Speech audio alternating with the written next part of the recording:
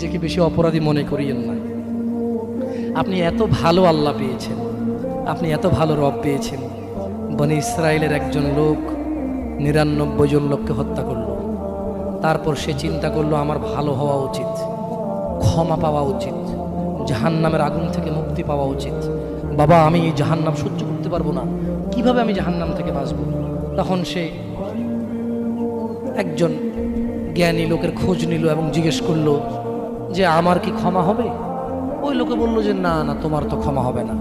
একবার তারেও মেরে কতজন পূর্ণ করলো? কিন্তু তার হৃদয়ে যন্ত্রণা কমেনি।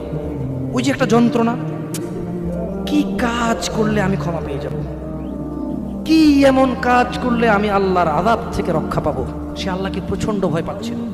এট দ্য সেম টাইম সে সিদ্ধান্ত নিয়েছিল যে সে আর হত্যাই করবে না, সে ভালো হয়ে যাবে, অন্যায় করবে না, সে অন্যায় করবে না। কিন্তু তার ভালো হওয়ার জন্য একটা গ্যারান্টি লাগবে যে কে আছে এমন যে আমাকে বলবে কি করলে আমাকে আল্লাহ ক্ষমা করে দেবে।